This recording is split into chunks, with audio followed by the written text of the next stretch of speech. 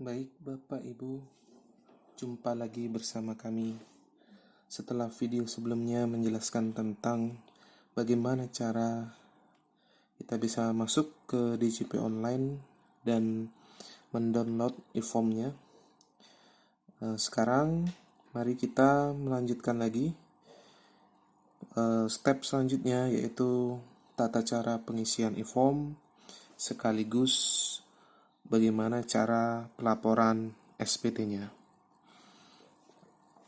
Nah, baik Bapak Ibu, setelah pada step terakhir yang disampaikan pada video sebelumnya, kita sampai di terakhir adalah download formulir elektronik, yaitu e-form. Ada di pojok kiri bawah, yaitu dengan format XFDL. Kita klik di sini, maka nanti langsung akan tampil formulir e-form. Nah, seperti ini. Formulir e-form ini sebenarnya sama saja dengan formulir dalam bentuk hard copy, berisi tentang lampiran-lampiran daftar-daftar yang akan kita isi. Baik Bapak Ibu, sebagaimana SPT hard copy yang sudah kita isi, yaitu kita mulai terlebih dahulu pada bagian belakang. Nah, ini jadi SPT ini terdiri dari beberapa bagian, itu induk, lampiran, dan lampiran khusus. Namun demikian, tidak semua dari lampiran ini nanti yang akan kita isi. Yang wajib kita isi hanya pada induk dan lampiran saja. Lampiran 1 sampai dengan lampiran 6. Untuk lampiran khusus mungkin ada beberapa yang nanti akan kita isi sesuai dengan kegiatan usaha kita. Baik Bapak Ibu, yang pertama adalah kita mulai ke lampiran khusus 1A terlebih dahulu. Kita klik lampiran khusus 1A ini, lalu kita klik buka. Nah, lampiran khusus 1A ini berisi tentang daftar penyusutan dan amortisasi fiskal. Bapak Ibu, apabila Bapak Ibu tidak memiliki daftar aset, ya, atau daftar aset yang dimiliki hanya berupa uang tabungan, piutang, dan uang kas yang tidak perlu disusutkan, maka ini tidak perlu Bapak Ibu capek-capek ya mengisinya. Ini dibiarkan saja seperti ini. Namun apabila ada, maka ini wajib Bapak Ibu isi. Jadi disesuaikan lagi dengan neraca yang telah Ibu Bapak buat. Pengisiannya adalah seperti ini. Ya, ini saya misalkan harta berwujud, meja dan ruko yang ingin saya input di sini.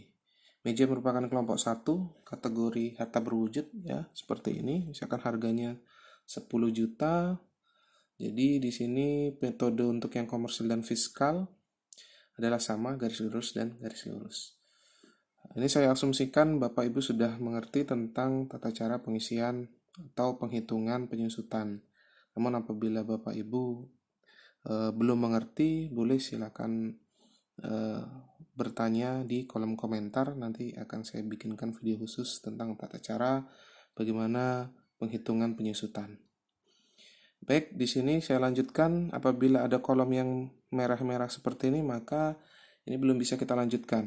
Harus kita isi lebih lengkap lagi. Bapak Ibu, untuk menambahnya kita klik tanda positif, namun untuk menghapusnya kita klik tanda negatif. Nah, di sini sehingga jumlahnya total apabila ini saja ya, 1 totalnya menjadi 2.500.000. Lalu di bawahnya total semuanya, ya, ini bukan total semuanya, yaitu selisih antara penyusutan fiskal dan komersil. Jadi di sini totalnya 2.500.000. Kalau di sini komersilnya tidak sama atau 0 kita buat, maka menjadi selisih. Sehingga nanti supaya tidak selisih lagi, kita samakan nilai antara penyusutan fiskal dan komersil, yaitu seperti ini. Nah, ini setelah saya isi ruko, ya, dengan nilai 500 juta garis lurus, metodenya dengan nilai penyusutan 50 juta. Maka sesuai dengan aturan fiskal penyusutannya berjumlah 52.500.000.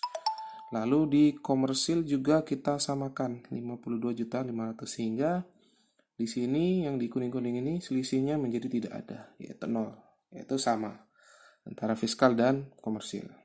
Jadi sekali lagi Bapak Ibu, apabila Bapak Ibu tidak memiliki aset tetap yang akan kita susutkan atau aset tidak berwujud yang akan kita amortisasi, maka tidak perlu kita buat yang ini.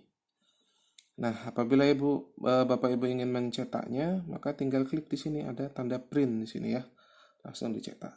Dengan catatan harus terhubung langsung dengan printer.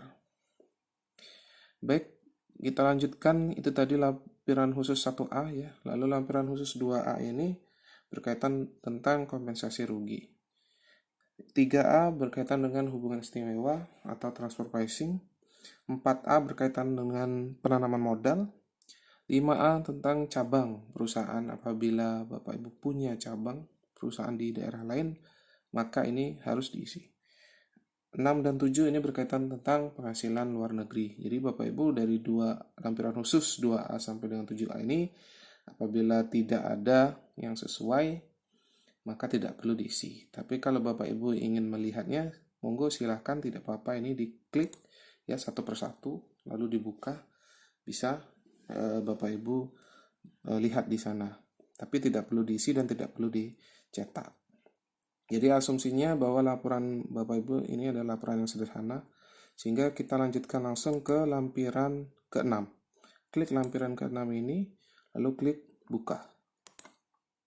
Nah, begini tampilannya.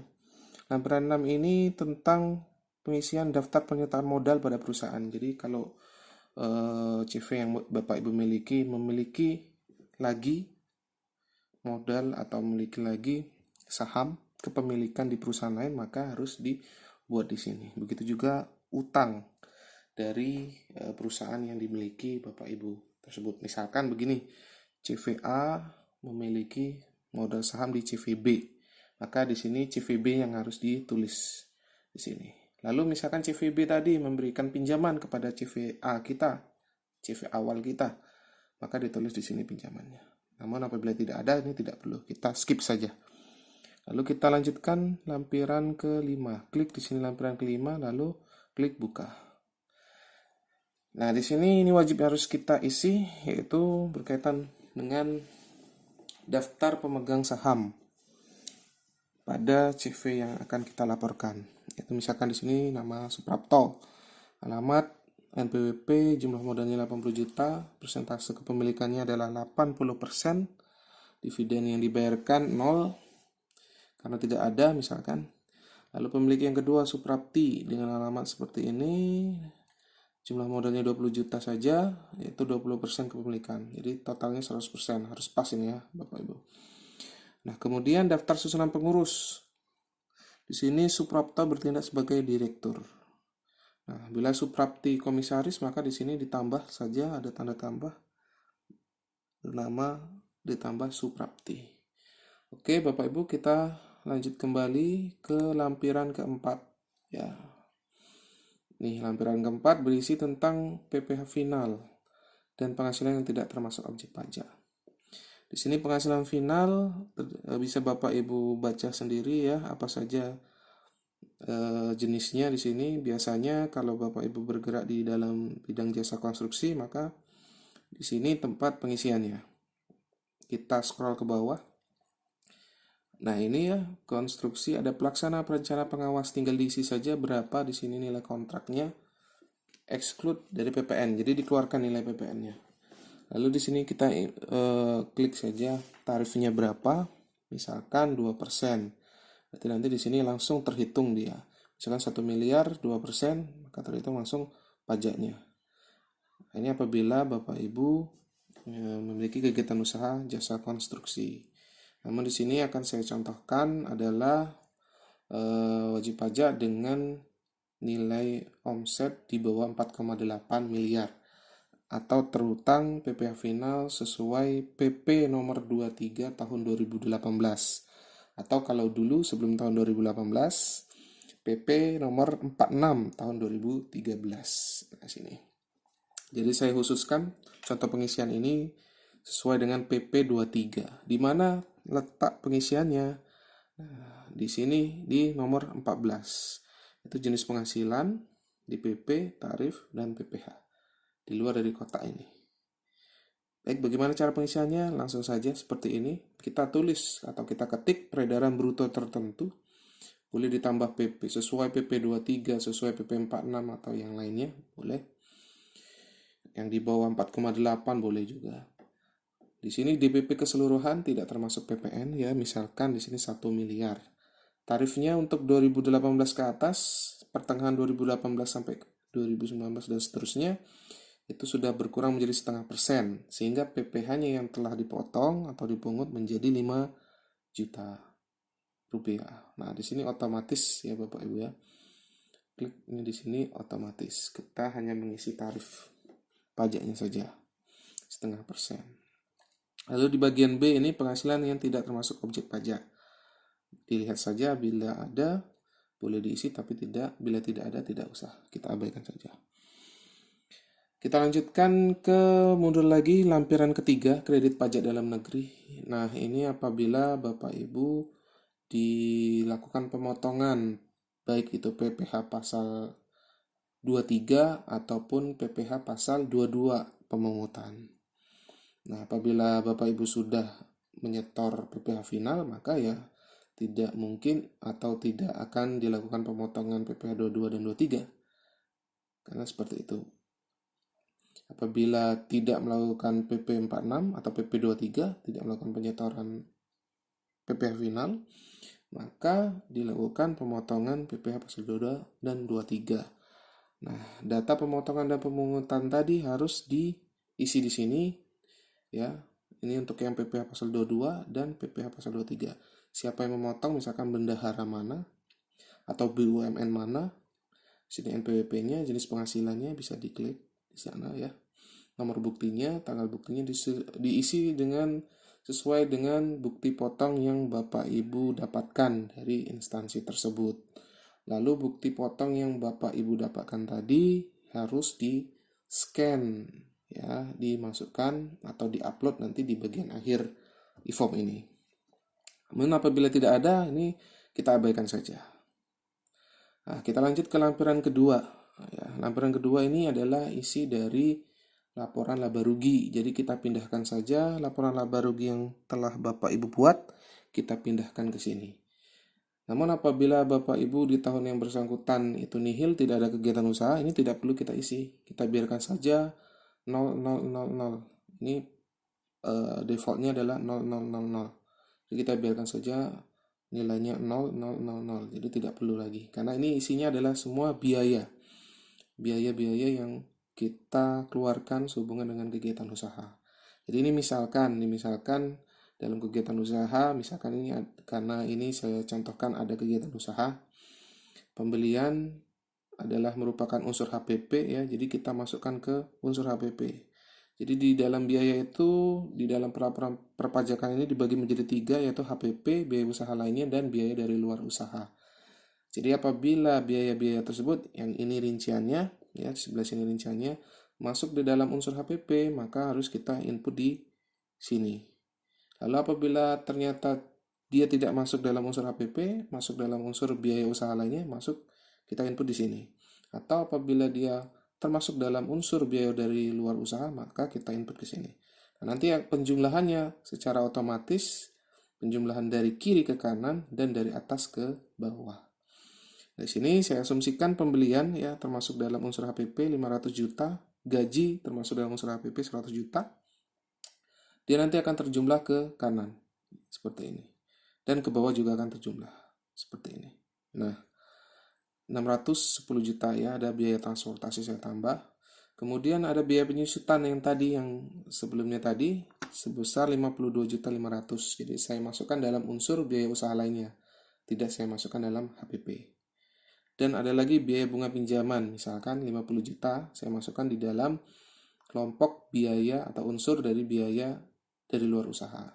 Sehingga ditotalkan secara otomatis, HPP total semuanya adalah 610 juta, biaya usaha lainnya 52.500.000 dan biaya dari luar usaha sebesar 50 juta. total keseluruhan adalah seperti ini.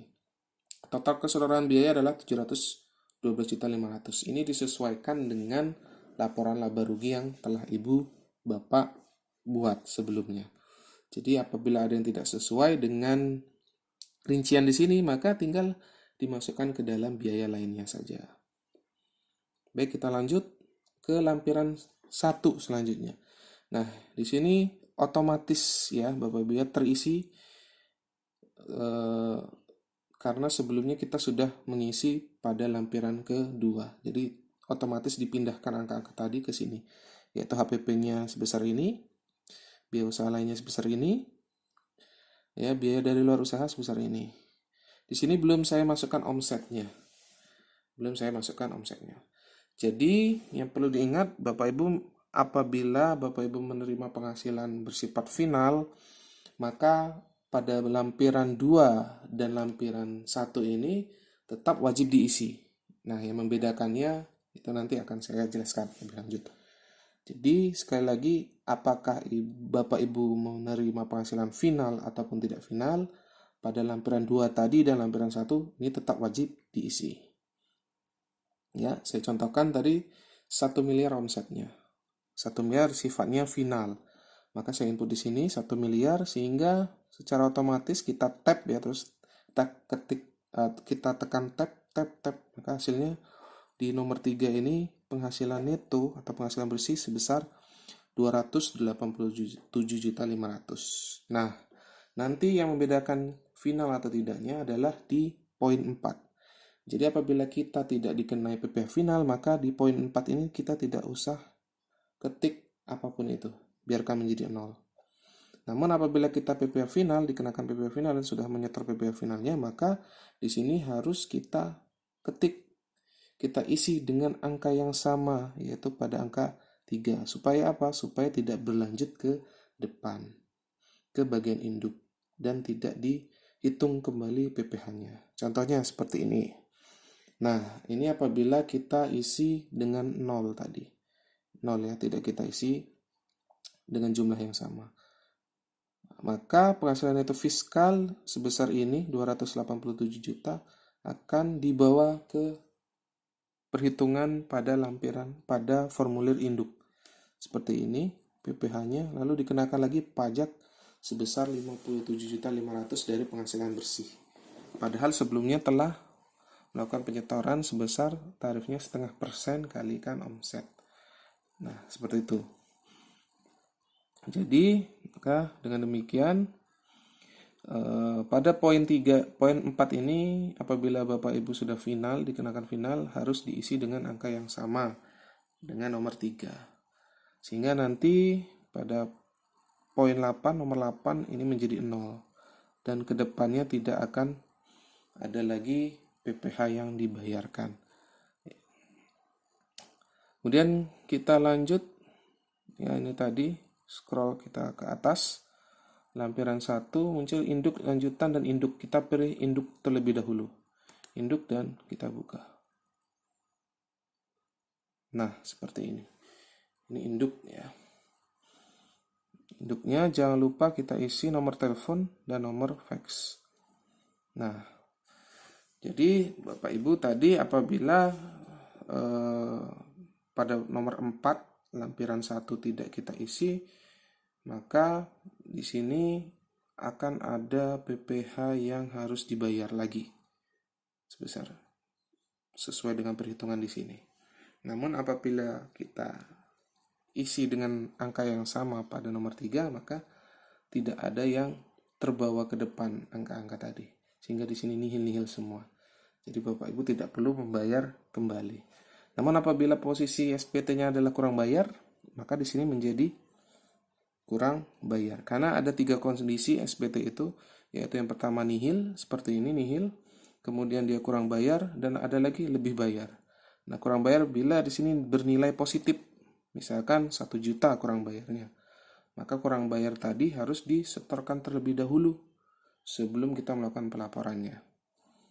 Nanti di bagian akhir e-form akan ada di situ memuat informasi berapa yang telah disetor dan berapa bukti setornya. Namun terbalikannya bila di sini bernilai minus atau negatif, maka itu disebut sebagai PPh yang lebih dibayar. Nah, Bapak Ibu wajib mengisi di sini, memilih apakah akan direstitusikan atau diperhitungkan dengan utang pajak. Bila restitusi nanti akan ada dua pilihan. Apabila Bapak Ibu tidak mengklik yang pengembalian pendahuluan, maka akan dilakukan proses pemeriksaan biasa. Tapi apabila Bapak Ibu mengklik ini, akan dilakukan pengembalian pendahuluan, tidak melalui proses pemeriksaan. Itu apabila kondisi lebih bayar. Tetapi kalau kondisinya nihil, itu gampang saja, tidak perlu dipikirkan. Ya, kita lanjut. Tadi lampiran induk, kita lanjut ke induk lanjutan ya. Kita pilih lalu kita buka. Nah, ini induk lanjutan adalah induk halaman kedua. Begini isinya, maka di sini tadi karena ada PPh final ya, masuk informasinya di sini. Ini tidak saya input, melainkan ini otomatis terbawa ke sini. Nilainya 5 juta. Lalu di bagian lampiran jangan lupa mencentang apa yang kita lampirkan, yaitu berupa laporan keuangan, transkrip, ya, daftar penyusutan apabila ada. Apabila tidak ada, tidak perlu. Atau tambahan lain di sini boleh kita ketik apa, misalkan daftar rincian bruto, bulanan boleh juga, bebas di sini. Jangan lupa di sini isi tanggal dan tempat, misalkan Jakarta atau Bandung atau Lampung atau Palembang ya. Lalu nama pengurus, direktur ya. Ini Suprapto misalkan, NPWP gitu. Kemudian setelah kita isi, lalu kita hampir sampai ke step atau langkah-langkah terakhir.